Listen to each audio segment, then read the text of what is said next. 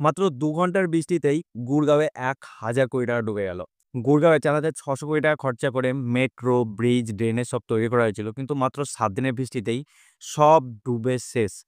সেখানে স্কুল বন্ধ, কলেজ বন্ধ, অফিস বন্ধ, গাড়িঘর সব ভেসে যাচ্ছে, বিল্ডিং ভেঙে পড়ছে, একদম যা-তা অবস্থা।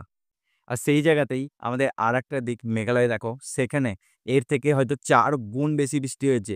কিন্তু সেখানে কোনো কিচ্ছু অসুবিধা হয়নি। না সেখানে কোনো স্কুল বন্ধ করতে হয়েছে, না সেখানে কোনো অফিস বন্ধ করতে হয়েছে। কোনো ব্যাপার না। সেখানে জীবনযাত্রা যেরকম নরমাল সেরকম নরমালি চলছে। কিন্তু এটা কি করে পসিবল?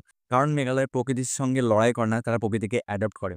মেঘালয়ের অনেকেই ব্লগসে তোমরা দেখেছো রুট ব্রিজ যেগুলো তৈরি হতে, হতে জেনারেশনের পর জেনারেশন লাগে। আর সেগুলো এত মজবুত যেগুলো কংক্রিটের ব্রিজকেও হার মানায়। আর ওখানে যারা থাকে তারা কিন্তু কংক্রিট দিয়ে নিজের বাড়ির ছাদ করে না। ওখানে ম্যাক্সিমাম লোক ব্যাম্বু, বাঁশ ইউজ করে নিজের বাড়ির ছাদ তৈরি করে। দুটোই আমাদের ইন্ডিয়া। একদিকের ইন্ডিয়া কিন্তু কোটি, কোটি টাকা খরচ করে কংক্রিট বিল্ড করছে যেটা কিন্তু জাস্ট জাস্ট ৭ দিনের বৃষ্টিতেই ভেঙে পড়ে যাচ্ছে। আর সেখানে আমাদের আরেক দিকের ইন্ডিয়া যারা নেচারকে অ্যাডাপ্ট করে নিয়েছে, তারা নেচারকে অ্যাডাপ্ট করে তাদের সাথে গ্রো করে ভয়ানক থেকে ভয়ানক পরিস্থিতির মোকাবিলা করছে। সত্যিই আমাদের ভারত খুবই বৈচিত্র্যময়।